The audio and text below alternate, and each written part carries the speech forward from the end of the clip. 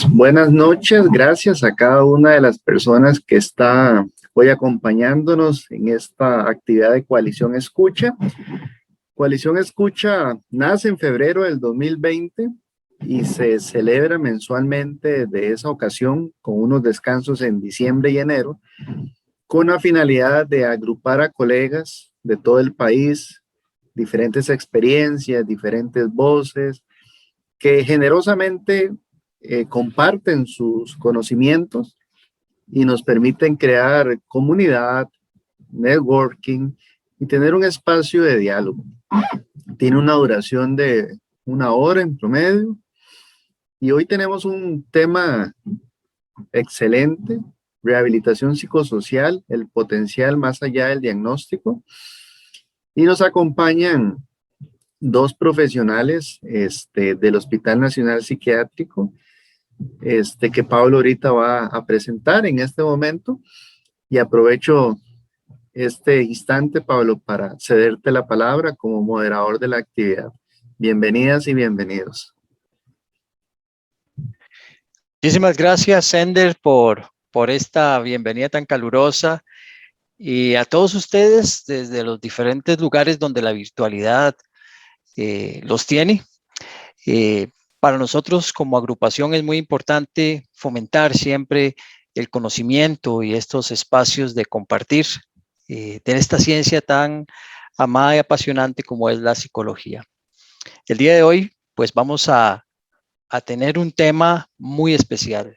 Nuestros panelistas les han nombrado rehabilitación psicosocial, el potencial más allá del diagnóstico. Quiero presentar primeramente a la doctora Diana Jara Vindas, máster en psicología clínica, con más de 14 años de servicio con la Caja Costarricense de Seguro Social. Es diseñadora publicitaria. Actualmente labora en el Servicio de Psicología Clínica del Hospital Nacional Psiquiátrico, en psiquiatría comunitaria, consulta externa y abordaje de pacientes COVID hospitalizados.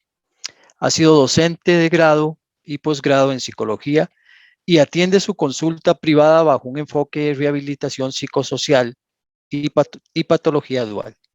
También es facilitadora de procesos de salud mental. Doctora Jara Vindas, de verdad, muchísimas gracias por tenerte por acá. A vos, Pablo, gracias de verdad, y gracias a todas y todos por estar acá. Creo que va a ser un espacio lindísimo donde tanto Carlos y yo hemos preparado pues esta charlita, ¿verdad? Con muchísimo cariño, y queremos de pronto que de aquí salgamos como con más preguntas que respuestas. Yo creo que ese fue como el acuerdo al que llegamos, ¿verdad? De pronto Carlos y yo, porque es un tema que se las trae, ¿verdad? Entonces, pues muchas gracias por el espacio y espero que lo disfruten tanto como nosotros, ¿verdad? Muchísimas gracias, doctora Jara. También quiero presentar a nuestro siguiente panelista, que es el doctor Carlos Sandoval Chacón, máster en Psicología Clínica por la Universidad UNIBE y especialista por la UCR Sendeis. Labora en el Servicio de Psicología Clínica del Hospital Nacional Psiquiátrico en la sección de hospitalización de hombres. Ha sido docente de grado y posgrado en psicología y atiende su consulta privada bajo un enfoque de rehabilitación psicosocial de trastornos mentales y de personalidad grave. Aparte, Carlos es uno de los principales referentes en nuestro país, y me atrevo a decir a nivel latinoamericano, del tema de rehabilitación psicosocial, donde tiene varias publicaciones de bastante interés. Carlos, bienvenido, de verdad, muchísimas gracias por acompañarnos este ratito por acá. Muchas gracias a ustedes, muchas gracias al espacio Coalición Escucha, a la agrupación, a ustedes que coordinan este espacio, para poder conversar, porque es dialogar sobre quizá más que hechos, también inquietudes que siempre me siguen persiguiendo todavía al día de hoy, relacionados con este tema tan importante y tan útil y tan valioso. Muy bien. Muy bien. Antes de darles la palabra, me gustaría, como una observación de orden, explicarles cómo va a estar compuesto nuestra coalición Escucha el día de hoy. Nuestros panelistas van a tener un espacio de 20 minutos aproximadamente, donde van a desarrollar su conocimiento, su experiencia. Y posterior a ese espacio, daremos unos 10, 15 minutos para todos aquellos que quieran realizar algún tipo de pregunta, las cuales podrían ir desarrollando también o escribiendo en el chat del programa. Entonces, sin dar más preámbulo, doctor Carlos Sandoval, mucho se ha hecho a lo largo de la historia en Costa Rica con el tema de rehabilitación psicosocial, pero parece que la deuda es grande todavía y hay mucho por hacer, ¿verdad? Así es, así es. Hemos querido titular esta conversación de hoy como rehabilitación psicosocial, el potencial más allá del diagnóstico, porque si bien estamos hablando de que la rehabilitación psicosocial trabaja con personas que poseen un diagnóstico de tipo psiquiátrico, de salud mental, un diagnóstico no significa la imposibilidad para poder gestionar el proyecto de vida y las áreas de funcionamiento más fundamentales de todo ser humano, ¿verdad? Y esto es con lo que quiero empezar. Me gustaría empezar con esta epígrafe de Montesquieu hacia el siglo XVIII. Plantea que la dignidad de un Estado se conoce examinando la forma en que se ocupa de los sectores sociales más débiles o vulnerables, mujeres, niños, pobres, encarcelados y, sí, también personas con enfermedad mental. Vean ustedes que desde ese entonces alguien como Montesquieu, ya en los valores ilustrados, revolucionarios en aquel momento, ya se plantea que es necesario reformar ciertas prácticas en torno a personas que están en una condición desventajosa, por múltiples razones y particularmente por razones de índole social generalmente. Quiero proponerme rápidamente varios objetivos: desmitificar algunas creencias distorsionadas sobre enfermedad mental crónica, a la luz de la nueva redefinición del diagnóstico en salud, del modelo del funcionamiento, la discapacidad y la salud, de la clasificación internacional del funcionamiento de la OMS. Sensibilizar a los participantes con la dimensión y herramientas de la rehabilitación psicosocial como una ética y como una práctica. Y generar un espacio de escucha y diálogo constructivo y participativo en torno a estos desafíos contemporáneos pendientes de esta disciplina.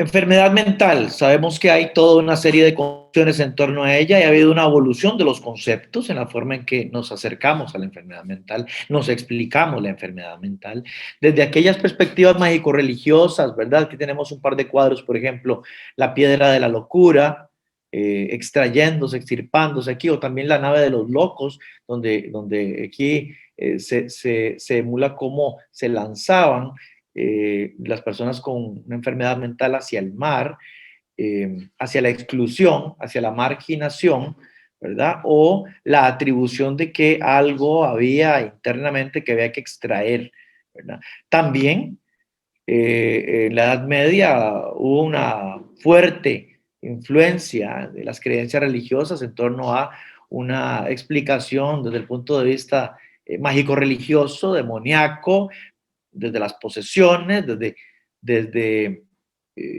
algo que había que exorcizar, extirpar o aniquilar, desde el punto de vista de, ¿verdad? De algo malo internamente que existía en la persona o algo ajeno que se posicionaba en la persona, lo cual había que erradicar, eliminar, excluir. Estas influencias predominaron y de alguna manera, de una u otra forma, siguen teniendo algún grado de vigencia al día de hoy, gracias, por dicha, al desarrollo científico y a la gran cantidad de información y ciencia que cada vez hay en demasía. Nos hemos podido aproximar de una forma más objetiva al tema de la salud mental, ¿verdad? y menos mitificada y menos llena de estereotipos o falsas ideas o distorsiones, ¿verdad? Ahora, dentro de estas épocas antiguas también, o por decirlo de una forma clásicas, también hubieron pioneros en la rehabilitación de alguna forma. Pinel, que fue un pionero de la psiquiatría, ordenó que se quitaran las cadenas y los grilletes de los alienados en la Salpêtrière, ¿verdad? Y también instauró su famoso modelo de la terapia moral, donde se empieza a introducir la posibilidad de un tratamiento humanizado a las personas con enfermedad mental, basados en recreación, juego, descanso, baños, dignificación. Los inicios de la psiquiatría en nuestro país también, por ejemplo, hacia finales del siglo XIX, que tenemos aquí la primera historia clínica de nuestro hospital, hacia el 3 de mayo de 1890, el paciente número 1, como podemos ver acá, y con esto se instala lo que va a ser la primera experiencia de tratamiento formal de la enfermedad mental en nuestro país. Un asilo inspirado en los asilos europeos de la época y con, sí, las terapias imperantes de la época. También no dejaba de estar presente la terapia, un cierto tipo de laborterapia en aquel momento. Hoy en día la terapia ocupacional se ha renovado y se ha reformado, pero en aquel momento esto se componía de ciertas medicaciones no tan avanzadas como las que pueden existir en la actualidad y también ciertas terapias influenciadas un poco por la terapia moral y la ergoterapia que le llamaban en ese momento, ¿verdad? Y así se inicia formalmente el tratamiento de la enfermedad mental en nuestro país. Aquí hay algunas fotos, por ejemplo, de equipos muy arcaicos. Por ejemplo, este equipo para hacer lobotomías, ¿verdad? Era un tratamiento uno de los tratamientos que se aplicaba en la época, la psicocirugía o la lobotomía. Para el evento del cierre asilar, se sacaron al público algunos de los instrumentos arcaicos del hospital. Ahí está la ex vicepresidenta observando este equipo para hacer perforaciones en los senos prefrontales, a través de los senos paranasales hasta llegar al lóbulo frontal, que generaba un cambio en la personalidad del sujeto, ¿verdad? Bueno, esa era la psiquiatría y por esto se le dio el Premio Nobel de Medicina a Moniz, ¿verdad?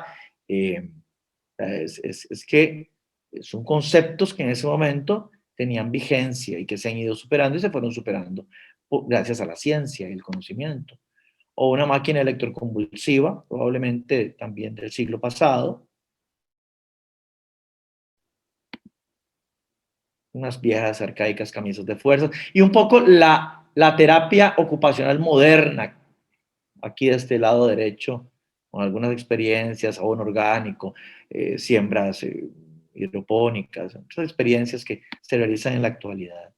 Entonces nos encontramos que hay modelos de explicación de la enfermedad mental y de la discapacidad, porque la enfermedad mental puede asociarse, un porcentaje importante de condiciones de enfermedad mental puede asociarse a algún grado de discapacidad.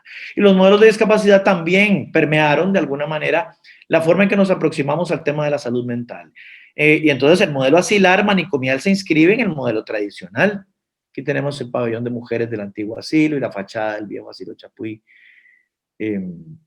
Ahí se inscribió el modelo asilar manicomial que dominó prácticamente, ¿verdad?, de forma importante todo el siglo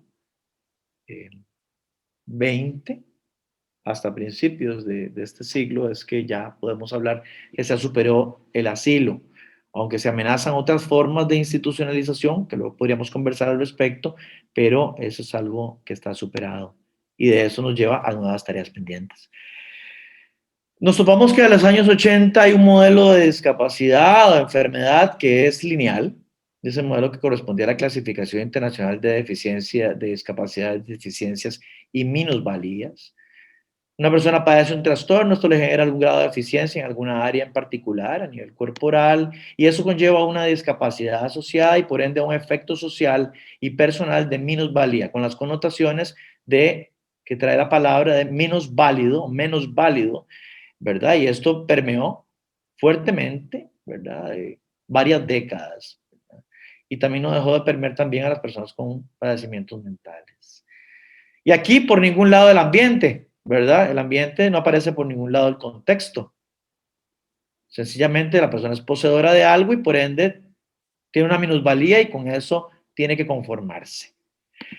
No es sino más adelante con las luchas de los movimientos de pacientes, los movimientos de las luchas civiles, el movimiento de vida independiente y de funcionamiento social, que empieza a hablarse de derechos civiles y la reforma psiquiátrica, empezada en Europa, también traída a Norteamérica y a nosotros también, América Latina, en la forma de reformas al modelo de atención imperante en ese momento, nosotros también nos permeamos en la célebre Declaración de Caracas, se permea la influencia de la reforma para nuestro continente. Fue muy importante la Declaración de Caracas para América Latina y participó la Asociación Mundial de Rehabilitación Psicosocial.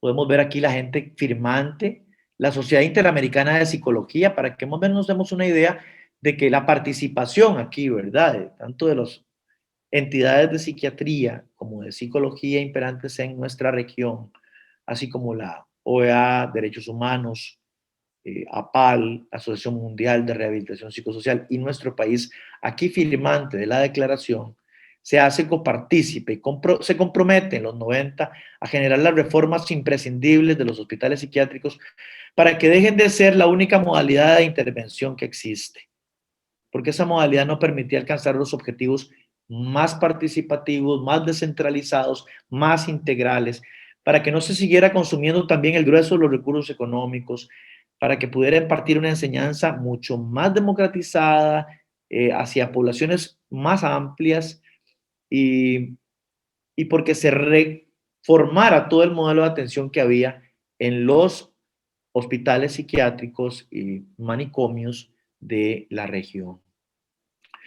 Y con esto empieza una serie de acciones importantes en el hospital que ya habían empezado en los años 80, importantes con el traslado del hospital a Pavas, pero con más fuerza, ¿verdad? Los programas de rehabilitación inciden en los años 90, consolidándose en la década del 2000 para un cierre definitivo del asilo en el año 2018.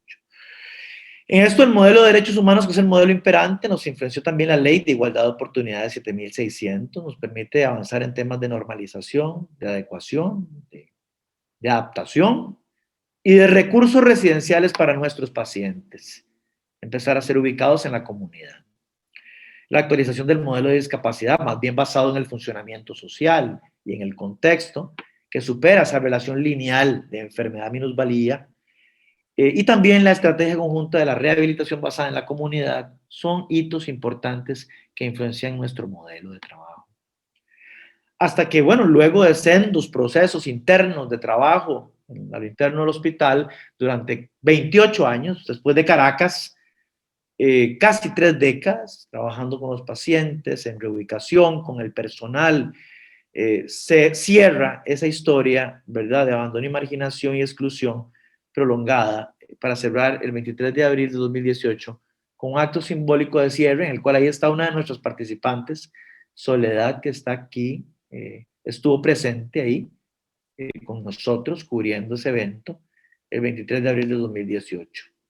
Ahí la tenemos, a Soledad con don Elfren, que en paz descanse, es una foto que tengo muy bonita, cubriendo, reportando el reportaje, y tenemos también otra compañera al lado izquierdo, también usuaria nuestra actualmente de la pulpería de pacientes, hablando de su experiencia en la rehabilitación psicosocial en un hospital. Así es que digo, nuestros pacientes empiezan a retomar la palabra, ¿verdad? A hacerse protagonistas también de sus propios procesos y hacer cuestionamientos importantes a los modelos. Ahí está Soledad entrevistando al doctor Sandí, en ese momento director del IAFA, y el candado que simboliza, ojalá, el cierre para nunca más volver a hospedar o albergar personas sin necesidad técnica justificada en un lugar, ¿verdad? Por decenios, algunas personas por décadas, ¿verdad? Así es como se cierra una parte y una historia, ¿verdad? Pero al menos por ahora, ¿no? Porque también hay otras amenazas de institucionalización todavía, porque hay que mantener la puerta como sujetándola para que no se nos quede también gente en condición de abandono, ¿verdad? Porque también las amenazas continúan todavía, porque la sociedad siempre busca en la institucionalización tener un recurso, ¿verdad? Pero ¿qué sigue? ¿Cuáles son nuestros nuevos derroteros? ¿Cuáles deberían ser nuestras nuevas metas? Son muchas, muchas más que los logros obtenidos. Los logros son buenos y son importantes, pero falta mucho más todavía. Superado este modelo lineal, asistimos ahora al encuentro de un modelo sumamente interesante y distinto. Y es que frente a una condición de salud, llámese esquizofrenia, bipolaridad, depresión mayor, espectro autista, parálisis cerebral, discapacidad cognitiva, etcétera. Sabemos que eso, claro, afecta a estructuras y funciones corporales y genera alteraciones que van a tener un impacto en nuestras actividades diarias, en lo que podemos hacer, en nuestra capacidad de realizar las actividades para un buen vivir. Y que también podríamos tener efectos a nivel de nuestra capacidad de participar en sociedad y en nuestros ambientes en los cuales nos desenvolvemos para desempeñarnos y realizarnos. Pero que esta condición de salud ya no es una cuestión lineal, sino que es interactuante con factores del medio ambiente fundamentales, que pueden ser ambientales, coyunturales, pero pueden ser también míos, personales, como persona que padezco una enfermedad mental. La CIF ha profundizado en los factores ambientales, todavía está en estudio los factores personales porque la CIF, la clasificación es un universo de categorías inmenso y entonces como inmensos somos las diferencias humanas, los factores personales así lo son. Y ahí entran efectos, por ejemplo, capacidades de las personas para manejar la frustración, para demorar la gratificación, para sobreponerse rápidamente de la frustración, para ser resilientes frente a los golpes que les demanda, por ejemplo, el querer buscar un empleo. Si yo tengo un diagnóstico y salir adelante y proponer un estudio e intentar llevar a cabo una formación y yo lucho a pesar de que me cueste levantarme y despertarme, a pesar de que la medicación me dé sueño y yo sigo adelante y estos son factores personales que influyen, pero también mis factores ambientales, mi familia que me apoya, mi familia que me dice, no, mejor quédate así, busquemos una pensión, vamos, tenés un diagnóstico, puedes pensionarte, no trabajes, quédate en la casa o más bien levántate, no te quedes ahí en la casa asustado en el sillón, fumando y comiendo y engordando, hace actividad, salí adelante. Bueno, estos son los factores que inciden también claramente en que una condición de salud, llámese como se llame a nivel diagnóstico, porque 2 personas, 3 personas pueden tener un mismo diagnóstico, pero diferentes funcionamientos completamente disímiles. Esa es la maravilla del ser humano, esa es la maravilla que nos propone este modelo, ¿verdad? A igual diagnóstico no se sigue igual funcionamiento y ahí es donde entonces nosotros entramos los profesionales a poder planear y programar intervenciones para el aprovechamiento exitoso del proyecto de vida o de funcionamiento de esta persona. Así que entonces aterrizamos acá a un nuevo modelo y esta nueva conceptualización nos dice que hay nuevos protagonistas más allá de un médico y un paciente. Entonces ahora van a haber otros protagonistas, familia, contexto, de empleabilidad o trabajar con un patrono, sensibilizar a un jefe, sensibilizar a un profesor para que pueda entender que este paciente puede llegar tarde algún día, puede vérsele un poco dormido porque toma una medicación, puede que esta persona requiera algunas adaptaciones, adecuaciones curriculares, en fin, cómo trabajamos e incidimos con otros protagonistas. Y cómo podemos que múltiples disciplinas también, ya no necesariamente médicas, desarrollarán objetivos sobre el objeto de rehabilitación que ya no es solamente el paciente. Ahora son contextos biográficos, históricos, sociales, actitudinales de mi medio, protector u obstaculizador. Los apoyos ambientales y contextuales como la participación comunitaria, empresarial, institucional y el medio actitudinal en el que vive una persona puede suprimir los potenciales efectos discapacitantes que pueden tener las enfermedades mentales. La rehabilitación psicosocial se refiere a un conjunto de estrategias para afrontar las dificultades en el desempeño de la vida diaria, la tarea del vivir, que las personas que padecen problemas de salud mental de una gravedad e intensidad que puede limitar el desarrollo de su vida diaria y de sus objetivos personales. En el año 96, la OMS hace una declaración de consenso y acuerdo a sustituir el término psiquiátrico por psicosocial a la hora de referirse a este tipo de rehabilitación. Pues significa migrar de un modelo centrado en la enfermedad a un modelo centrado en el funcionamiento social. ¿Verdad? Puede tener sus orígenes, ¿verdad? La rehabilitación psicosocial en diversos desarrollos históricos, como la terapia moral de Pinel, los programas de rehabilitación vocacional, la salud mental comunitaria estadounidense, la reforma psiquiátrica, por supuesto, las técnicas de entrenamiento en habilidades conductuales que son muy prácticas. Los norteamericanos en eso se caracterizan por su alta practicidad y su alto pragmatismo, parte de su filosofía de trabajo es ser muy pragmáticos, que nos han dado grandes herramientas de trabajo. Y a una población beneficiaria, en la mayoría de casos con esquizofrenia, grupos de usuarios con cuadros psicóticos y no psicóticos, bipolaridad, depresión mayor, psicosis afectivas, discapacidad cognitiva, espectro autista, parálisis cerebral, traumatismo craneoencefálico.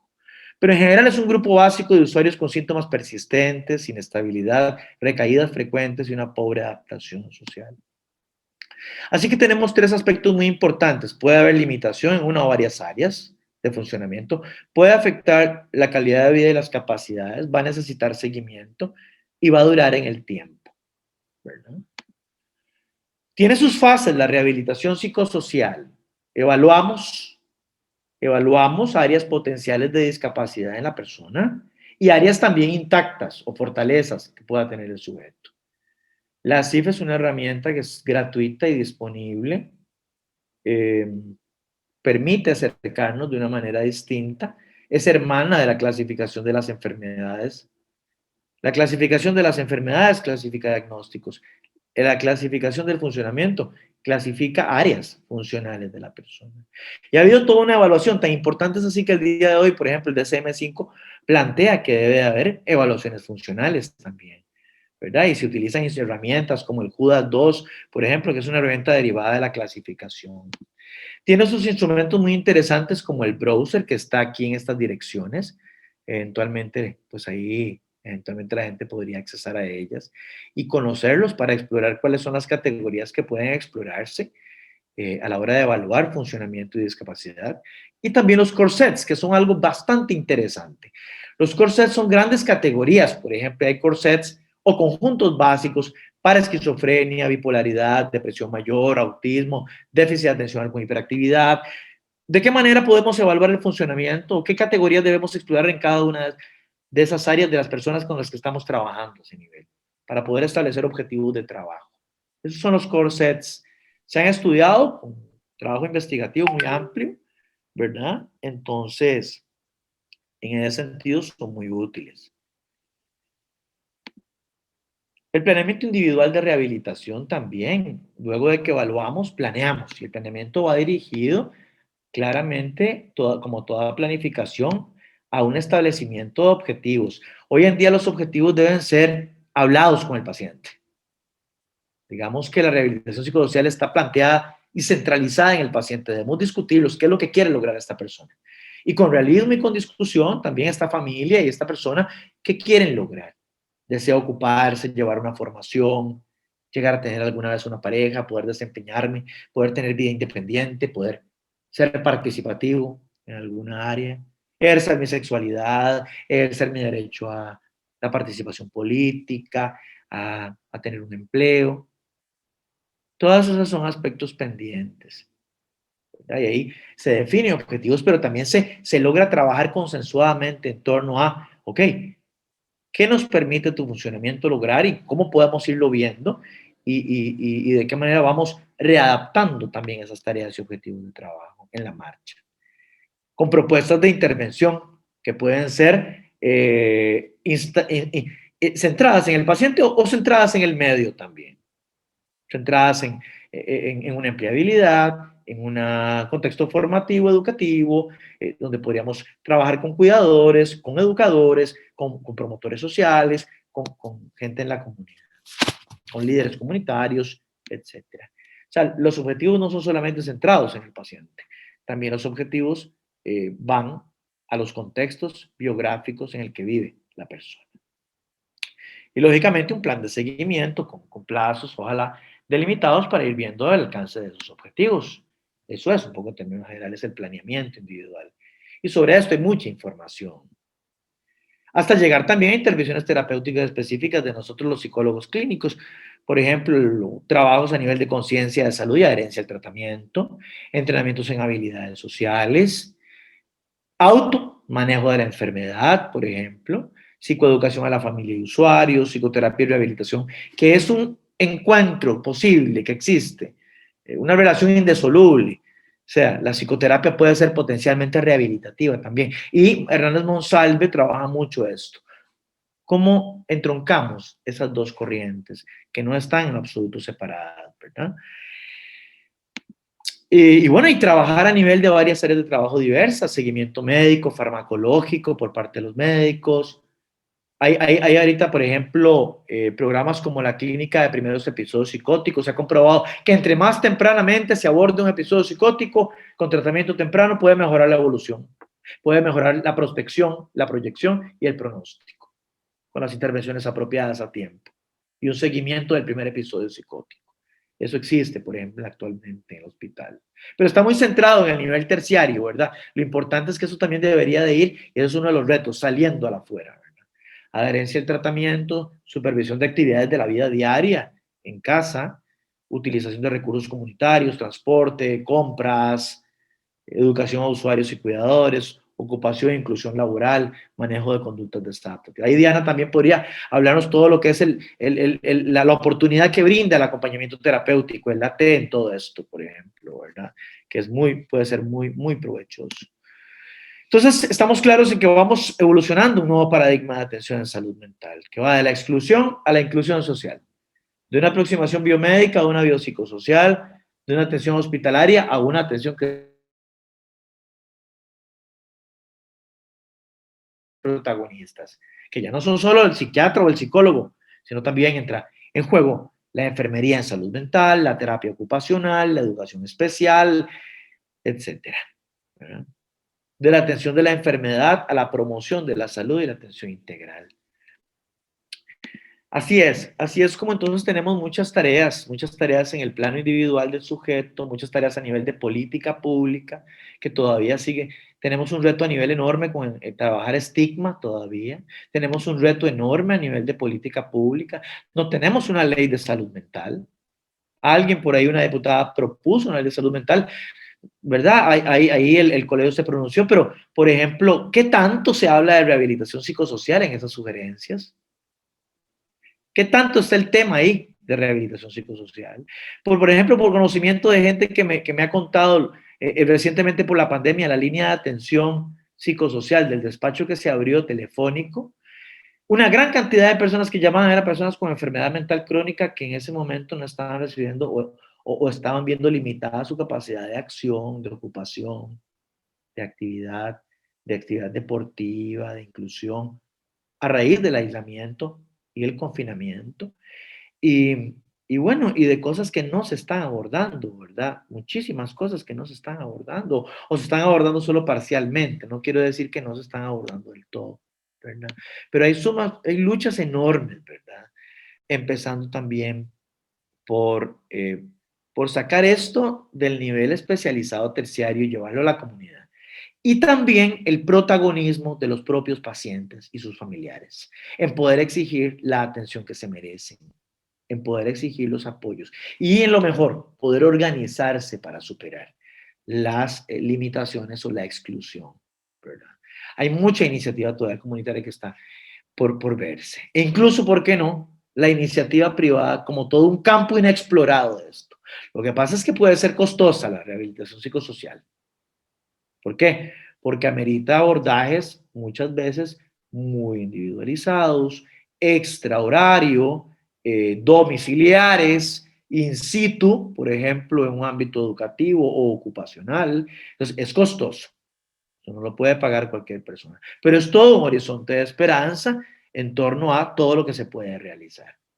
Si lo vemos con un enfoque más amplio, que más allá de una terapia, llevar una terapia cognitiva, conductual, una psicoterapia, no. Esto va más allá si incidimos en otros formatos y con otros protagonistas, más allá del paciente, ¿verdad? Ahí tenemos algunas experiencias, por ejemplo, que siempre recuerdo la experiencia de la radio. Soledad conoce bien esto. Esa fue la primera grabación de Podemos Volar, que luego salió al aire en febrero de 2011. está cumpliendo 10 años, al aire cumplió 10 años ahora, pero se había grabado previamente, ¿verdad? La primera experiencia. Bueno, hasta aquí llegaría yo con mi intervención. Con esta frase de Basaglia quiero terminar mi intervención en torno a lo que decía Franco Basaglia, el gran representante de la psiquiatría democrática italiana, que el asilo no admite ser reformado, el asilo debe ser suprimido, ya que la contradicción entre la función curativa y custodial no se puede abordar ahí adentro, sino que tiene que abordarse en el afuera, ¿verdad? O curamos o custodiamos como cárcel. Eso no se puede resolver internamente. Entonces, todavía hay muchas cosas pendientes en el afuera. Hay más por venir que más de lo que hemos logrado. Así lo veo yo. Y bueno, y entonces las inquietudes quedan ahí. Escuchemos ahora le cedo a mi compañera la palabra. Muchísimas gracias, Carlos. Maravillosa introducción, ¿verdad? Y un recuento bastante completo, ¿verdad? De la historia, ¿verdad? Y de un poco del acercamiento, ¿verdad? Que hemos tenido con este tipo de abordaje, ¿verdad? De rehabilitación psicosocial. Yo les voy a hablar un poquito respecto al AT, ¿verdad? El acompañamiento terapéutico. Voy a proceder a compartir. Vamos a ver. Ya la estamos viendo. Ya la están viendo. Perfecto. Ya estamos ahí. Muchísimas gracias. Entonces vamos a maximizarla. Y como les decía, ¿verdad? Iba a hablarles un poquito de qué es el acompañamiento terapéutico. Es algo realmente bastante nuevo, por lo menos a nivel país e incluso a nivel de Latinoamérica y Europa incluso, ¿verdad? Entonces, son aproximaciones que se están realizando, como bien lo decía Carlos, ¿verdad? A este nuevo modelo, ¿verdad? Que ya es necesario. Y, pues, tenemos por acá un poquito, vamos a correr, ¿ok? Tenemos por acá como definición qué es el AT o el acompañamiento terapéutico. Bueno, resulta ser una práctica comunitaria con funciones de rehabilitadoras o de rehabilitación. ¿Dónde se realiza? ¿Dónde se lleva a cabo? En la calle. Definitivamente este es un escenario para la comunidad, ¿verdad? Es en lo cotidiano, donde está inmerso el paciente, ¿verdad? La persona, es ahí donde vamos a ir y vamos a, como bien lo decían Carlos en la presentación anterior, vamos a potenciar las habilidades que tiene, vamos a trabajar con los objetivos de este paciente o de esta persona, ¿verdad? ¿Para qué? Para que pueda tener, ¿verdad? Su plan de vida, no el mío, no el que el terapeuta diga, no el que el médico o el psiquiatra o cualquier persona de salud le diga, no, vamos a trabajar sobre los objetivos que esa persona tiene, ¿verdad? Esos sueños y cómo llegar a desarrollarlos, ¿verdad? Basado claramente en un análisis de sus potencialidades, ¿verdad? Pero siempre muy enfocados en cuáles son sus deseos y sus sueños. Está muy enlazado, ¿verdad? Con el lazo social, ¿verdad? Que es la capacidad del sujeto de negociar la satisfacción y la coexistencia con otros.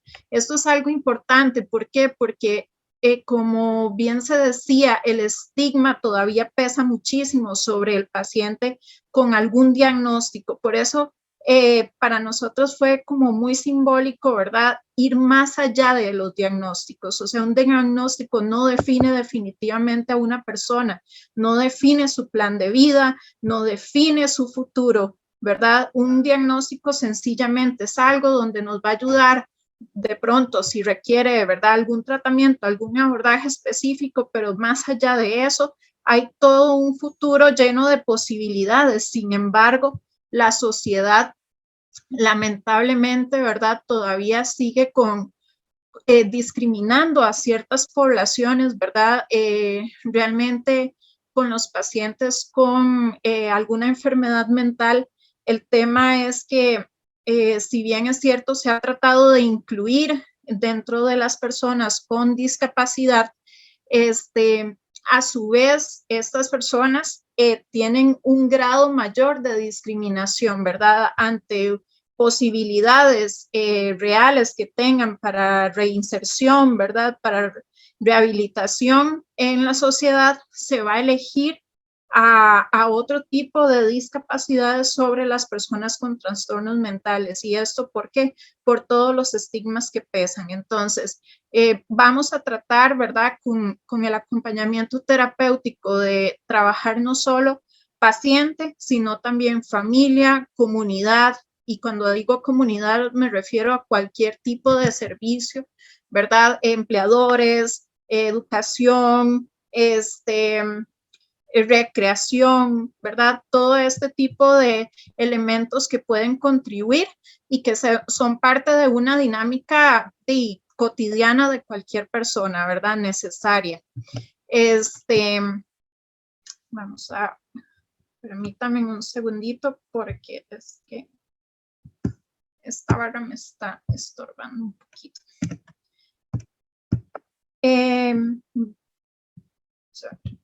Aquí, listo.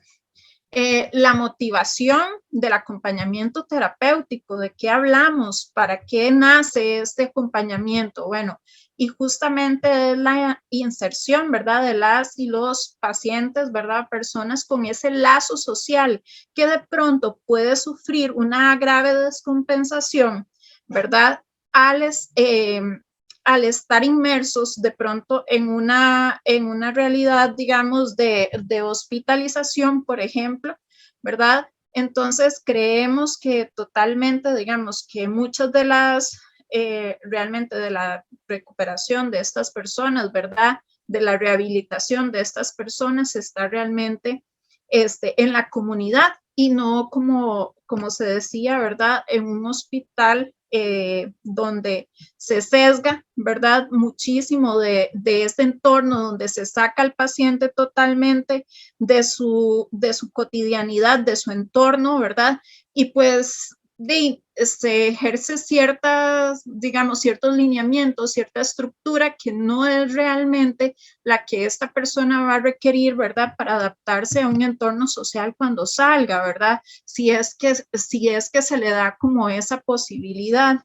Entonces, ¿cuáles serían como los beneficios que tiene el acompañamiento terapéutico? Bueno, es que mejora claramente la autonomía, ¿verdad? Desarrolla habilidades, ayuda con el tema de la interacción con el entorno, ¿verdad? Y lo hace mucho más saludable. Esta técnica es sumamente cálida, ¿verdad? E impulsa a las personas a salir de ese aislamiento y a destruir las barreras que limitan pues su vida cotidiana, ¿verdad?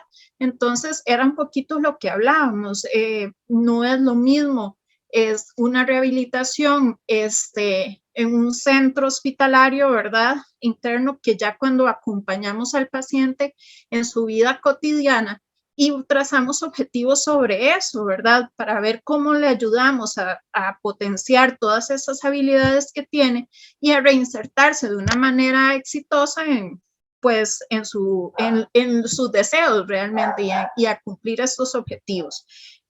Permite el abordaje de la cronicidad del caso, ¿verdad? El deterioro, el aislamiento, ¿verdad? Y entonces esta intervención tiene como fin establecer un vínculo afectivo, ¿verdad? Y una presencia no intrusiva de la institución, ¿verdad? Básicamente. Entonces, con el AT permitimos, ¿verdad? Un abordaje adecuado de las necesidades de la persona, respetando su timing, ¿verdad? Y sus deseos, básicamente, ¿verdad? En esto hay que rescatar que el paciente es un protagonista en su proceso de rehabilitación, ¿verdad? Y de reinserción. Entonces, esto es maravilloso porque antes claramente, y como lo veíamos en la historia nos hablaba de que todas las personas, ¿verdad?, decidían sobre la voluntad del paciente. Acá no, acá el paciente es un es una persona activa, ¿verdad? En su proceso que nos guía más bien hacia ciertos objetivos que quiere pues desarrollar o cumplir, ¿verdad? Entonces, nos ayuda el acompañamiento terapéutico a recuperar capacidades, ¿verdad? Como la expresión afectiva, ¿verdad? Y el deseo de vinculación,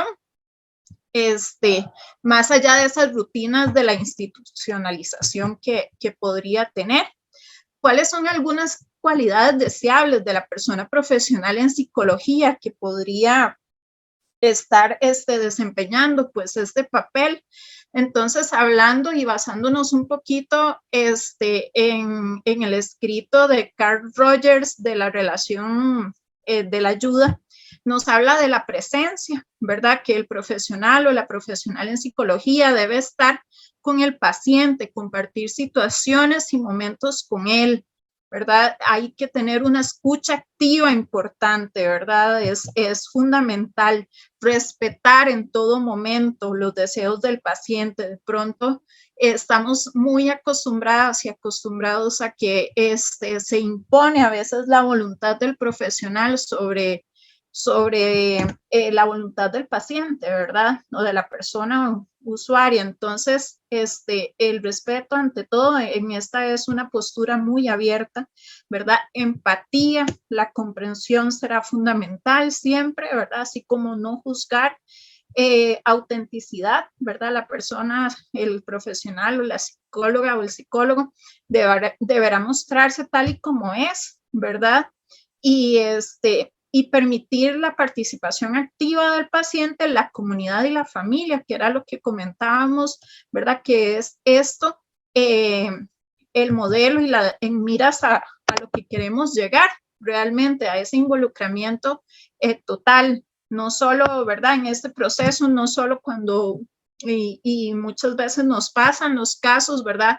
Hay un paciente con, ¿verdad? Descompensado de pronto en una comunidad y toda la comunidad se da cuenta, ¿verdad? Y entonces muchas veces estas familias son señaladas, ¿verdad? Esa madre que no pone límites, ¿verdad? Esa familia que no cuida de los suyos y entonces tenemos que estar, ¿verdad? Y caen en un montón de estigmas nuevamente sin saber que más bien esta comunidad puede generar un cambio, ¿verdad? Generar oportunidades para esta familia y para esta persona donde pueda reinsertarse de una manera saludable y compartir y construir objetivos, ¿verdad? En conjunto. Entonces, a veces se hace un poquito ajeno y terminamos tirando claramente la piedra hacia otros, ¿verdad? Entonces, un poquito es eso de la sensibilización, ¿verdad? El acompañamiento terapéutico ayuda a caminar al otro permitiéndole que empiece a construir todos aquellos lazos que se han roto, ¿verdad? Y hablábamos por eso justamente de estos lazos que se rompen con la familia, con la comunidad, con los empleadores, en el campo de la educación, ¿verdad? Un día de estos llega una madre al servicio de psiquiatría comunitaria y nos dice que ella viene a buscar ayuda porque sencillamente los hermanos del paciente, un paciente del hospital, ¿verdad? Lo aíslan por su diagnóstico, incluso no lo involucran en sus reuniones familiares, ¿verdad? Hay mucho temor respecto a ciertos comportamientos que están muy de la mano, ¿verdad? Con todos los estigmas que se hablan, y pues lamentablemente son barreras que nos han impedido, pues, o que le impiden, digamos, a la persona con un diagnóstico relacionado con salud mental, ¿verdad? De desarrollarse en una comunidad, pues, con total tranquilidad, ¿verdad? Entonces, parte de esta razón de ser del acompañamiento terapéutico es construir puentes, ¿verdad? En aquellos en aquellos caminos donde justamente se rompió algo de la relación.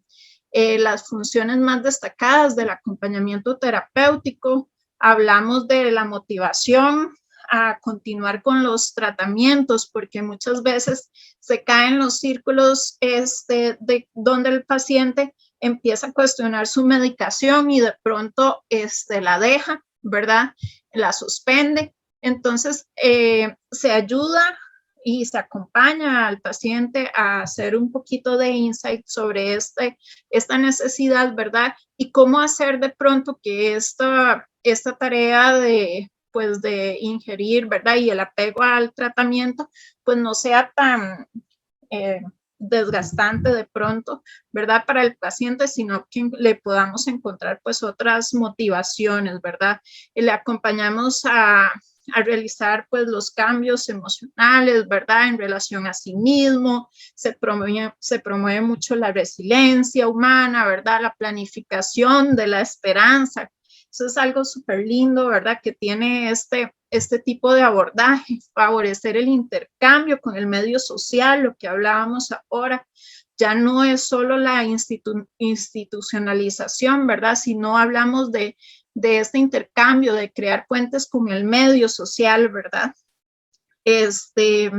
Y compartir actividades recreativas, laborales, educativas, y todo esto que hace pues que la persona, el paciente pues se pueda sentir, ¿verdad? Más cómodo y realizado realmente.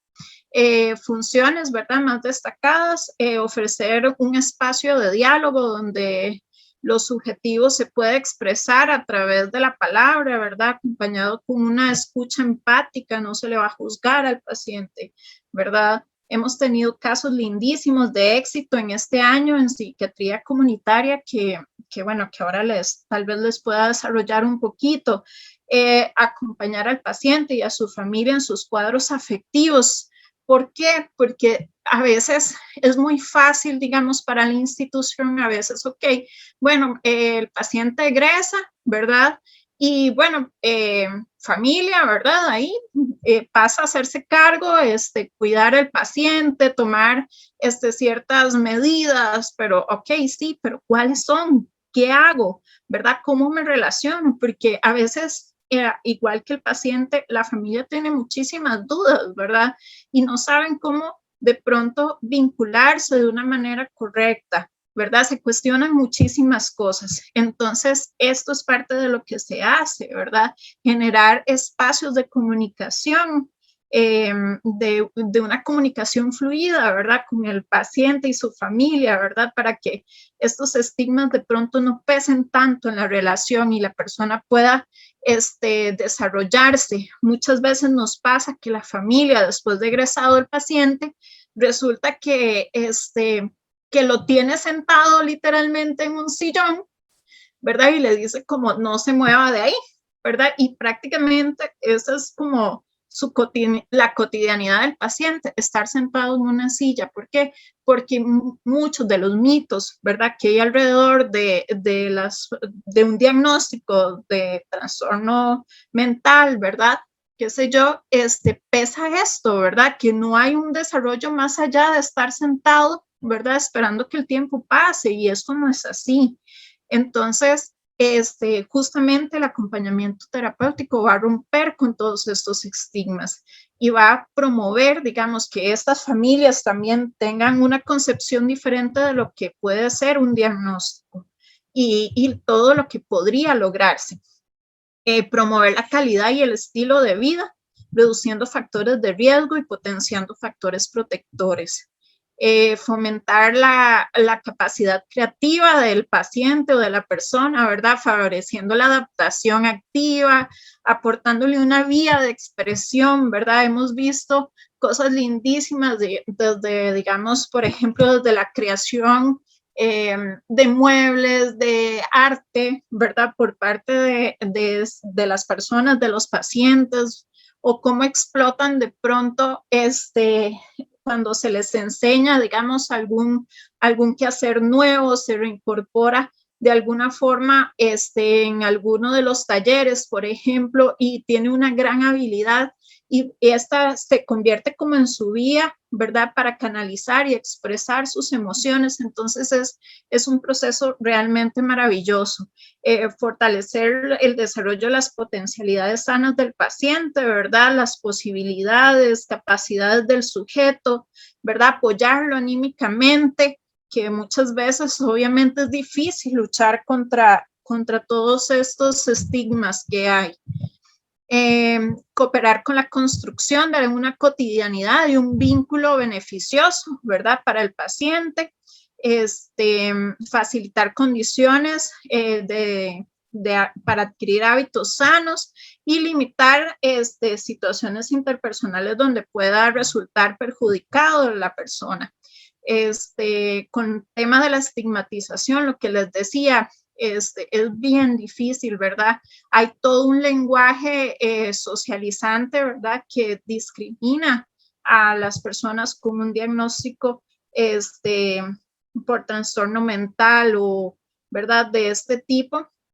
Incluso es interesante cuando, por ejemplo, de pronto algún chico, alguna chica menor de edad, por alguna razón llega a requerir de los servicios del hospital, las familias hacen muchas veces hasta lo imposible por no, ¿verdad? Porque no quede ahí, porque no quede en su registro, porque piensan muchas veces que pueden afectar el futuro del chico, la chica, ¿verdad? Sin pensar en que más bien este es un lugar ciertamente que de pronto no todos, ¿verdad? Quisiéramos que nuestro familiar pues pase por ahí, pero que en la condición en la que se encuentra este paciente o esta persona, es el mejor lugar donde podría estar, ¿verdad? O donde se le podría trabajar. Entonces, claramente desde un abordaje, ¿verdad? Más social, donde se involucre a la familia y a todos estos entes significativos, ¿verdad? Para su desarrollo. Entonces, Marco Macías puntualizaba el solo hecho de que pueda haber alguien que mire a esa persona sin temor, sin burla, sin menosprecio, enfado, esa mirada y la presencia que logre tener ya es suficientemente importante para la persona, ¿verdad? Para el paciente. Pues sabemos que no es cualquier cosa detenerse y querer escuchar a la locura cuando habla, entendiendo la locura como un tipo de discurso, ¿verdad? Entonces esto es importante, es trabajar esta estigmatización, ¿verdad? Trabajar muy duro todo lo que es prevención, capacitación a nivel de comunidades. La clave del abordaje, claramente, digamos, todos los objetivos deben servir para algo, o sea, no va a ser que nada más vamos a poner al paciente a hacer una actividad por entretenimiento, ¿no? Esto debe tener un objetivo y debe potenciar sus habilidades, ¿verdad? Debe servir para algo. Devolver el gusto de una producción o un trabajo, ¿verdad? Esto es algo muy lindo cuando el paciente logra, ¿verdad? Desarrollar alguna habilidad o algún conocimiento que no tenía, entonces, devolverle esto, ¿verdad? Es un refuerzo muy positivo para el paciente. Conducir un proyecto personal, eso era lo que les decíamos, trabajábamos sobre objetivos del paciente, no nuestros. Hacer y descubrir intereses, ¿verdad? Potenciar esos intereses del paciente que de pronto no ha tenido oportunidad de desarrollar en algunos otros espacios. Permitir la creación de relaciones con la comunidad, o sea, no se saca al paciente, ¿verdad? No se desvincula, no se rompen esos lazos, esos puentes sociales. Y bueno, básicamente ahí está un poquito de lo que es el abordaje de acompañamiento terapéutico y quisiéramos, pues, ahora sí pasar como al tiempo para tal vez desarrollar un poquito. Muy bien. Muy bien. Bueno, muchísimas gracias de verdad a la doctora Jara y al doctor Carlos Sandoval, porque creo que nos han dado una cátedra de conocimiento de las experiencias que a lo largo de tantos años ellos han podido venir cosechando, madurando y aportando en el desarrollo de tantas personas en los procesos de rehabilitación psicosocial. Pero bueno, tenemos bastantes preguntas. Qué dicha que ha estado movido el chat. Y bueno, voy a comenzar con algunas preguntitas que nos han hecho algunos de nuestros colegas. Tengo una consulta, dice Patricia Herrera. Patricia, si estás por ahí. Si alguno quiere interactuar de manera presente, poniendo la camarita y haciendo la pregunta con el micrófono abierto, levanta nada más la manita en el panel o hace la intervención aprovechando. Paola Alfaro, nada más voy a ir un momentito en orden y ya casi le doy la palabra. ¿Está bien, Paola? Tengo la pregunta de Patricia Herrera. Dice, consulta, ¿este servicio en comunidad que ofrece la doctora Jara tiene alcance a nivel nacional? ¿En qué nivel de atención de la Caja Costarricense de Seguro Social se puede encontrar? ¿En las zonas rurales existe? Muchas gracias, Patricia, ¿verdad? Patricia, vieras que es, y colegas en general, vieras que es súper interesante. Propiamente el servicio de psiquiatría comunitaria, bueno, existe en el Hospital Nacional Psiquiátrico, ¿verdad? Es parte del servicio de rehabilitación y justamente comunidad como tal trabaja más bien fuera del GAM. Entonces, los servicios que se dan de comunitaria son enfocados, no te digo que del todo, del 100%, porque si hay pacientes del GAM que les damos seguimiento por algunos casos especiales, pero justamente nuestra prioridad está en las personas de poblaciones mucho más alejadas. Entonces, nosotras captamos, bueno, para contarles un poquito, el servicio de psiquiatría comunitaria se compone de una psicóloga clínica, que en este caso soy yo, una enfermera en salud mental, trabajo social, psiquiatría, una especialista en medicina familiar. Bueno, realmente tenemos una amplitud enorme de servicios, ¿verdad? De especialistas brindando la atención. Entonces, de acuerdo a las necesidades del paciente, pues se aborda, ¿verdad? Trabajamos interdisciplinariamente. Eso es algo importantísimo que tiene todo lo que es el AT, ¿verdad? Es un abordaje interdisciplinario, ¿verdad? Y donde se suma muchísimo la comunidad. Entonces, ¿cómo se llega al servicio de psiquiatría comunitaria? Bueno, son los egresos que se hacen del hospital, ¿verdad? Y en su mayoría, y se priorizan, como te decía, se priorizan los pacientes que vivan fuera del GAM, que no tengan como una facilidad de acceso, ¿verdad? Porque para eso otro, digamos, para los pacientes del GAM tenemos consulta externa, ¿verdad? Y los especialistas en consulta externa. Entonces, básicamente, creo, no sé, por ahí va la pregunta, no sé si me faltó algo más. Está bien, está bien. Muy bien, Okay. Muchas gracias, Diana. Con gusto. Entonces, para aprovechar que tenemos colegas que quieren participar, voy a dar la palabra a una de las colegas que tiene la manito puesta. Luego voy a dar la palabra a uno de los panelistas. Luego voy a leer una de las preguntas que han puesto y después le daré la palabra a Soledad, que también tiene la manita puesta. Y ahí vamos abarcando las dudas de todos ustedes. Entonces, Paola, tu espacio. Gracias, buenas noches. Bueno, primero, gracias por la invitación, ¿verdad? Me parece un espacio muy, muy importante de discusión. Y retomando un poco lo que se hablaba al principio, de que tal vez después de esta conversación vamos a tener más preguntas que respuestas. Yo pensaba igual en esto, ¿verdad? Bueno, yo como parte del equipo de coordinación de Podemos Volar, y a raíz de todas las dificultades que vemos, ¿verdad?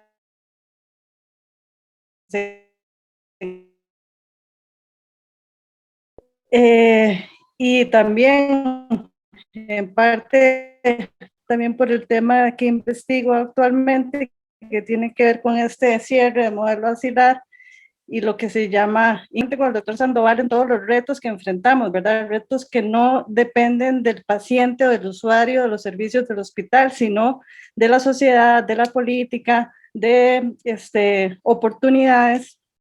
Entonces me resuena esta pregunta, si realmente hay una rehabilitación psicosocial, si realmente podemos hablar de inclusión social con todos estos retos que enfrentamos, ¿verdad? ¿Cómo hacemos para que el manicomio o el asilo no salga del manicomio o del asilo y se instale en las casas, en los asilos, en los albergues? Que esa es mi impresión de qué es lo que pasa, ¿verdad? Como decía la doctora Diana Jara, la familia pone a la persona ahí a sentarse en un sillón y lo único que está cambiando ahí es el espacio, ¿verdad? La ubicación. El mismo paciente estaba sentado en una sala, en un pabellón, ¿verdad? No hay inclusión o no hay esa rehabilitación, o sí la hay, ¿verdad? Es la pregunta. Entonces me gustaría como lanzar eso al aire y ver cómo lo ven ustedes que están ahí en la práctica. Yo no estoy en la práctica.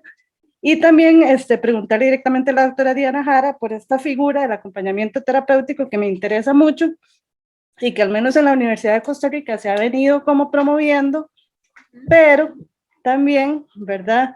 Dentro de este ámbito de la psicología del profesional.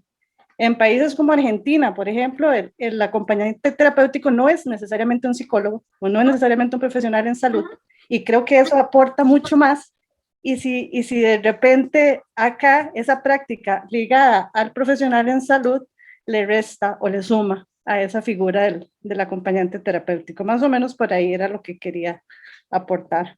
Claro, bueno, creo que voy a tomar la palabra y yo creo que el doctor Sandoval también me imagino que va a tener aportes al respecto, ¿verdad? Como le decía al inicio, esto nos va a dejar más preguntas que respuestas. Se está haciendo un esfuerzo importante, le podría decir yo, desde el servicio de psiquiatría comunitaria. Es un personal, a pesar de todo, es bastante mermado, ¿verdad? O sea, somos nosotras como unas 5 personas, no a veces dedicadas exclusivamente a esto. Nos implica, digamos, por ejemplo, traslados, ¿verdad? A Talamanca, a lugares bueno, que jamás podríamos pensar, ¿verdad?, donde viven nuestros pacientes. La pandemia, y muy bien lo decía el doctor Sandoval, nos ha dificultado esta labor, pero no así nos ha dejado de lado, y esta pasión que nos mueve, por lo menos a las profesionales que estamos en psiquiatría comunitaria, nos ha hecho reinventarnos de alguna forma, ¿verdad? Para no dejar la intervención de lado, ¿verdad? Y que estas familias pues puedan sentir este apoyo y este acompañamiento. No es suficiente, Paola. Quisiera decirte que sí, ¿verdad? Quisiera decirte que todo está logrado y que es maravilloso, pero no, ¿verdad? Estamos empezando, incluso estamos haciendo apenas bocetos de lo que podría llegar a ser, ¿verdad? Y por lo que quisiéramos y realmente quisiéramos que fuera, estamos en proceso, ¿verdad? Pero sí se hace un gran esfuerzo. Trabajamos con lo que tenemos, ¿verdad? Ahora se ha implementado todo lo que son medios alternativos, como lo es el teléfono, ¿verdad? A los pacientes se les da llamadas, se habla con las familias, se traslada cuando hay que trasladarse, y cuando hay posibilidad, ¿verdad? Este tema de la pandemia, como decíamos, nos ha afectado muchísimo, pues se suspendieron las giras, ¿verdad?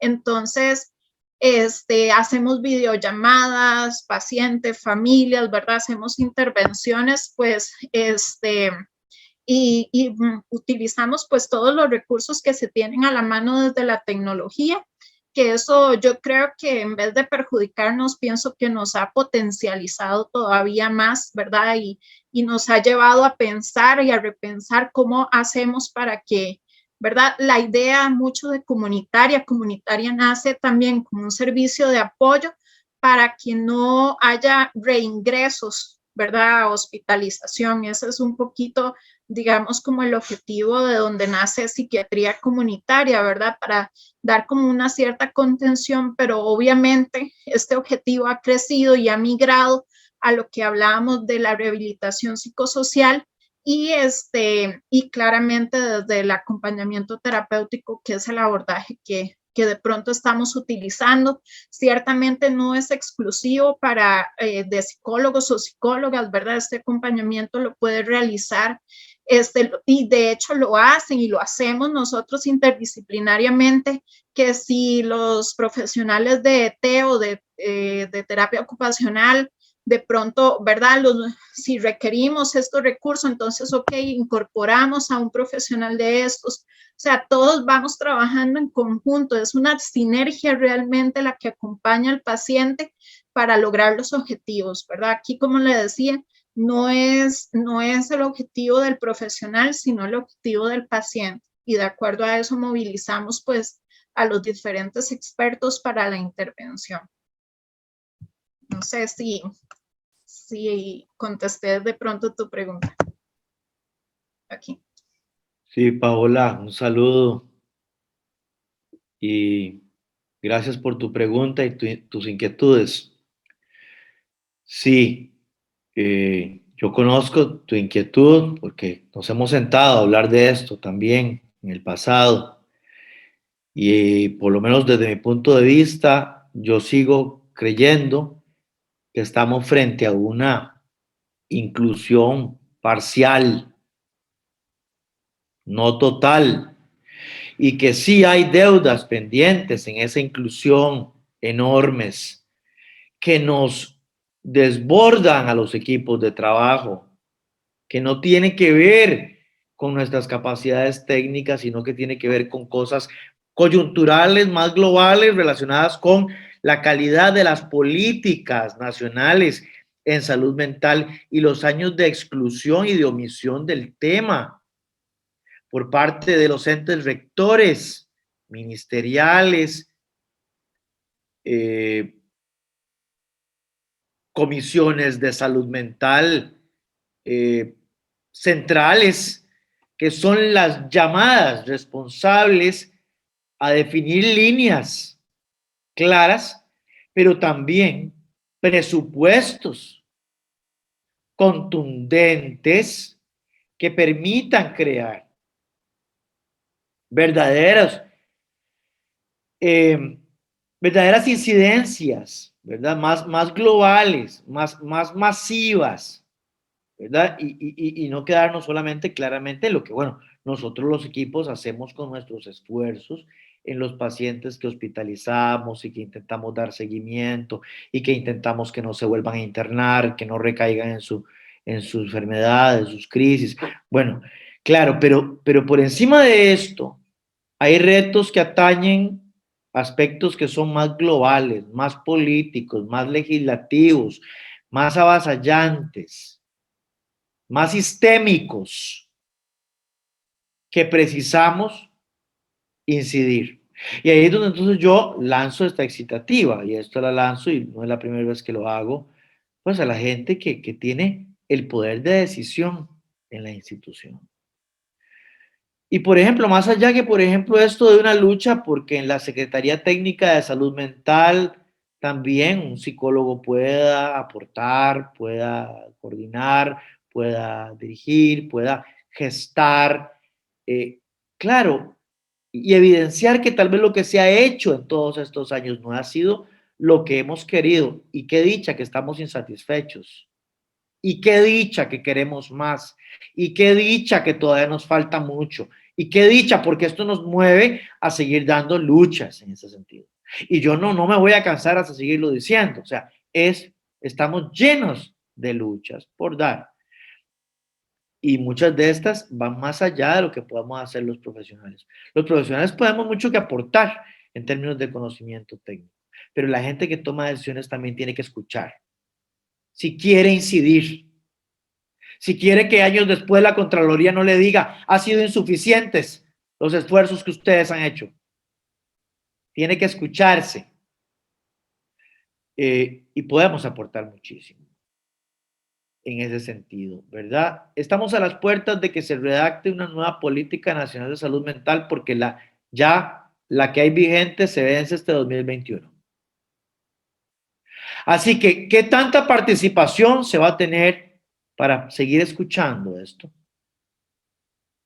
Más allá, ¿verdad?, de un abordaje biologicista, emergencialista, farmacologista y también un abordaje comunitario, coyuntural, social, participativo, comunitario, de representaciones familiares, organizaciones civiles, etcétera, ¿no? Claro, esas luchas tenemos que seguir dándolas. Y los usuarios son protagonistas y las organizaciones independientes son protagonistas y nosotros los profesionales tenemos que ser protagonistas. No nos vamos a cansar de seguir diciendo que si no llegamos a eso, seguiremos teniendo una inclusión parcial y una desinstitucionalización que la hicimos parcial y tenemos que seguir teniendo la puerta ahí cerrada para evitar. Y eso sumo agrego la siguiente pregunta que hizo un participante. ¿Cuáles son las amenazas de institucionalización? Pregunta uno de los participantes. Y yo le digo, bueno, muchas, pero una de ellas, por ejemplo, que a mí particularmente me preocupa muchísimo, es la judicialización de la enfermedad mental crónica. Y escuchado hasta por propios profesionales, colegas nuestros, póngale una medida a su pariente. ¿Cómo puede ser posible que un profesional sugiera ponerle una medida judicial a su familiar? ¿Y por qué entonces no redefinimos y decimos, no, trabajémoslo familiarmente?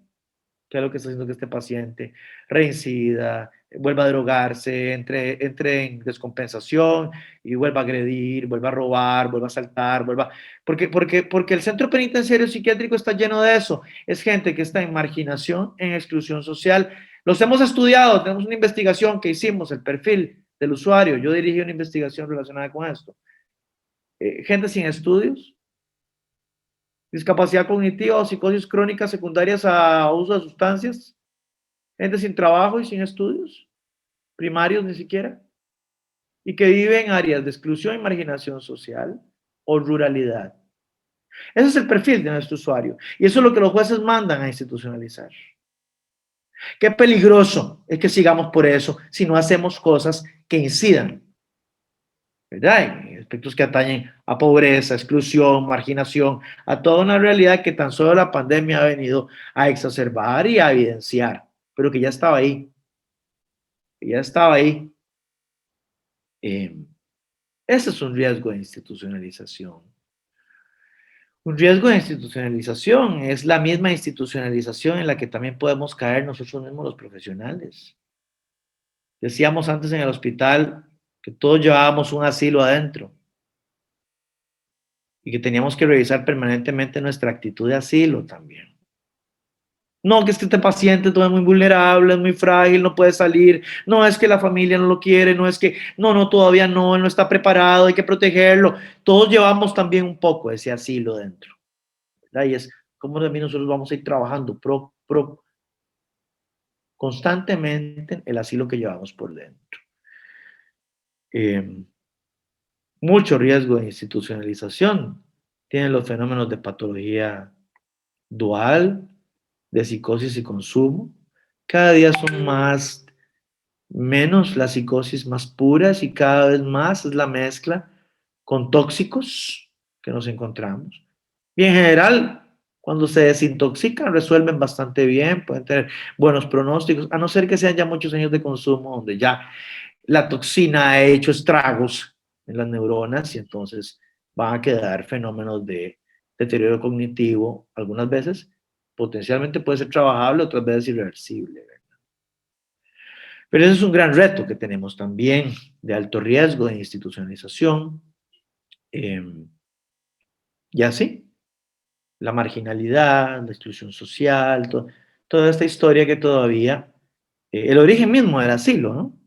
Debemos de seguir luchando por mantener la puerta cerrada, estar vigilantes a los riesgos de institucionalización. Esa era la pregunta que aprovecho para de una vez responder del colega que preguntó, ¿verdad? Y hay otra pregunta por acá que dice, ¿será necesario que el gremio realice incidencia? Bueno, claro, tiene que seguir haciendo incidencia para abrir más espacios para, no solo para psicólogos, sino también para otros profesionales que trabajan en el tema de la salud mental. Pero en lo público, específicamente con la rehabilitación, sí, porque todavía falta mucho trabajo por hacer y la enfermedad mental va a seguir existiendo, ¿verdad? Y no es un asunto que se resuelve en los manicomios ni en el tercer nivel, es un asunto que se resuelve en las comunidades, ¿verdad? Hay que sacar esto de los hospitales. Preguntan también, ¿cómo cree que se pueden potenciar espacios de reinserción social descentralizando el tercer nivel de atención? Gloriana Mesa, sí, efectivamente. Pero ¿a quién le corresponde entonces los procesos de descentralización? Yo aspiro a que, igual que se crearon los equipos interdisciplinarios de salud mental y SAM, ¿por qué no también se van a crear equipos de rehabilitación psicosocial? ¿Por qué si no se proyectaron también la creación de 20 equipos interdisciplinarios para atender una oferta de servicios relacionadas con depresión, ansiedad, consumo perjudicial de sustancias y otras? ¿Por qué también no se habla de equipos relacionados con abordaje de otro tipo de patologías? Tenemos que aspirar a eso, pero eso fuera de los hospitales. Fuera. Como por ejemplo acertadamente lo tiene el Chacón Pau, en la comunidad de Tres Ríos, no dentro del hospital, sino afuera. Los centros de día tienen que estar afuera, las unidades de rehabilitación tienen que estar fuera de los hospitales, no dentro, ¿verdad? Y bueno, y la sociedad civil también, que cree y que genere, pero para esto necesitamos presupuesto, necesitamos iniciativa, necesitamos muchas cosas, ¿verdad? Sí, muy bien. Muchas gracias, doctora Jara, doctor Sandoval, muchísimas gracias. Creo que con esto han contestado ya casi la mayoría de las preguntas. Solamente entonces quisiera cerrar esta ponencia dando la palabra a Soledad, que la tenemos por ahí con la manito levantada. Saludos, Soledad. Y entonces quiero darte el espacio para tu intervención. Muchas gracias, buenas noches. Primero que todo, gracias por la actividad, que son, bueno, me gustó un montón, la verdad.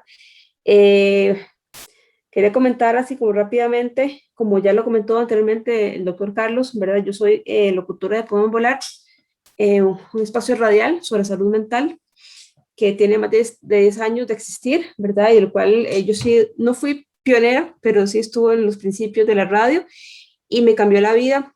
La verdad, yo estaba muy mal y emocionalmente, en todos los aspectos de mi vida, yo estaba muy mal y en aquel momento también estaba saliendo de mi segundo internamiento y asistí al hospital diurno, ahí fue donde conocí al doctor Carlos. Y, y como decía, me cambió la vida, ¿verdad? Y entonces siento que el espacio radial es un espacio inclusivo, ¿verdad? Para todo el mundo, y yo siempre lo recomiendo a todo el mundo, ¿verdad? Aunque no sean ninguna persona que tenga con condición, yo los invito para que entren al espacio porque es un espacio muy bonito, ¿verdad? Y muy alegre y muy interactivo, ¿verdad? Que esos fueron como los primeros pasos cuando yo empecé a salir ya como de mi crisis emocional que yo tuve, ¿verdad? La radio me ayudó un montón. Y bueno, poco a poco me fui como superándome en mi vida, ¿verdad? Y bueno, ahorita, digamos, estoy estudiando preescolar en la Universidad de La Salle y quería comentar que con relación al tema de la inclusión, yo creo que todo eso que estamos hablando de la exclusión y todo, yo creo que todo eso tiene que darse desde la educación, ¿verdad? Educar a los niños de chiquiticos, ¿verdad? A ser inclusivos, ¿verdad? Con cualquier tipo de personas con alguna condición mental, autismo, síndrome de Down, y aunque no hayan esas personas en un kinder, igual se tiene que hablar de eso, ¿verdad? Para que los niños desde chiquiticos ya crezcan de una manera abierta e inclusiva con todas las personas de la sociedad, ¿verdad? Con respecto a lo de las comunidades, nada más quería comentar que yo cuando me internaron la primera vez, 2009, conocí a una chica de Pérez Celedón y los papás, como bien en Pérez Celedón, no la podían venir a ver, ¿verdad? Porque no podían, ¿verdad? Entonces, sí es como la importancia de lo comunitario, ¿verdad? Que ojalá eso se vaya haciendo en todas las provincias de Costa Rica para que cada uno esté en su comunidad y no sentirse aislado o excluido, ¿verdad? O aislado, ¿verdad? También quería comentar con respecto a lo del hospital diurno, ¿verdad? Que quería preguntarle al doctor, bueno, a los dos, ¿verdad? A don Carlos y a Diana, porque ahora con la pandemia se cerró el hospital diurno, ¿verdad? El cual era un espacio súper importante de socialización de muchos pacientes que estuvimos, ¿verdad? En el psiquiátrico, ¿verdad? Quería preguntar qué va a pasar con el hospital diurno, ¿verdad? Y extender esa idea que ojalá se pudieran hacer como pequeños hospitales diurnos en cada distrito de Costa Rica, ¿verdad? Para que igual que todas estas personas que hemos estado ahí, no nos quedemos solamente como entre nosotros, ¿verdad? Sino como que nos integremos a la comunidad, ¿verdad? Y después ya casi para finalizar, con respecto a lo de la atención terapéutica, ¿verdad? ¿Hay algún número de teléfono? ¿Hasta dónde es que llegan ustedes, verdad? ¿Es en San José o es en Cartago, Heredia, verdad? Por cualquier cosa, si uno conoce a alguna persona que lo necesita para poderlo hacer. Entonces, eso sería. Muchas gracias. Gracias, Soledad, qué linda, de verdad que qué bonito escuchar tu participación. Brevemente te comento, con respecto a los talleres de hospital diurno, ciertamente se han visto afectados por el tema de pandemia. Hay algunos que pues se han ido habilitando poco a poco, pero claramente, y como muy bien lo decías, esta no es la solución. En comunidades el Servicio de Psiquiatría Comunitaria también ha hecho esfuerzos por tejer una red con comunidades, porque justamente, y por ahí veía también otra pregunta con respecto a eso, ¿cuál es la responsabilidad de la comunidad o cómo integramos, verdad, a la comunidad estos esfuerzos? Es necesario, o sea, no, el hospital no va a dar abasto para generar estos programas y como bien lo decía el doctor Sandoval, ¿verdad? O sea, requerimos un montón de esfuerzos, ¿verdad? Y presupuestos y acciones y un montón de cosas. Hay un tema, digamos, de los CAIPAT, ¿verdad? Que son los centros de atención integral para las personas adultas con discapacidad, que esto está a cargo del MEP, ¿verdad? Pero los CAIPAT, bueno, y los CAIPAT están sí más alojados en las comunidades. De hecho, los CAIPAT se generan por esfuerzos comunales. Entonces, donde las comunidades requieren, digamos, de un centro de estos, hacen coordinaciones con las fuerzas vivas de la comunidad y todo, pero ves, ahí es donde ocupamos que la gente también se mueva, ¿verdad? Y pida y ejerza su derecho, ¿verdad? A solicitarlo, porque ¿verdad? Desde psiquiatría comunitaria, desde el hospital, no lo vamos a generar todo, ¿verdad? Y jamás, o sea, no tenemos ese brazo, ¿verdad? Que quisiéramos tener para que se genere esto. Comunitaria está trabajando, eso es una parte importante, con capacitaciones a nivel a lo largo y ancho del país, con profesionales, no profesionales, con líderes comunales, ¿verdad? Para justamente ir entrelazando y viendo cómo, ¿verdad? Desde los esfuerzos que podemos realizar, vamos haciendo iniciativas de esto y acompañándolas. Con todo gusto te regalo el número, dame un segundito nada más es la extensión 2219, lo que te tengo que corroborar es el número. Dame un segundito. Igual ahí les queda para todas las personas que tengan alguna consulta o algo, con todo gusto. Un segundito.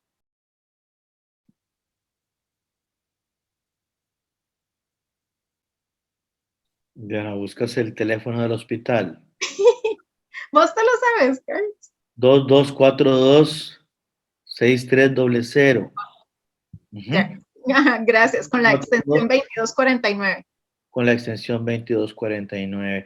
Y yo quiero apuntar algo adicional, digamos, testimonio, que también yo trabajé a nivel de lo que hoy en día también trabaja Diana, de las visitas a trabajar con equipos en la comunidad, con áreas de salud. Ciudad Neily, Pérez Celedón, Zona Norte. Y hay experiencias sumamente valiosas y enriquecedoras. No debemos deslegitimarlas. Por ejemplo, si vemos al Caribe y vemos a Limón, es una experiencia a seguir. Limón, desde hace muchos años, prácticamente muy poco nos llega a internar, porque Limón se hace cargo de sus internamientos, porque Limón tiene una unidad de psiquiatría que funciona interdisciplinariamente, porque Limón tiene acciones de trabajo comunitario importantes, porque en Limón hay un liderazgo en el doctor Reed, en la doctora Zink y en su equipo y en otras colegas de allá, importante que debemos exaltar. Y si vemos un modelo exitoso, debemos mirar hacia el Caribe y debemos decir, bueno, tenemos que replicar esto, tenemos que replicar estas modalidades, ¿verdad? De que nos puede faltar en otras regiones, claro que nos puede faltar en otras regiones. Y yo invito a los profesionales de esas regiones a acercarse a nosotros, al hospital. Si hay interés, antes de recurrir a recomendar que le pongan una medida a su paciente para que deje de joder y un juez lo mande a hospitalizar, empecemos a trabajar a ese paciente en la comunidad, empecemos a trabajarlo de otra óptica, empecemos a trabajarlo.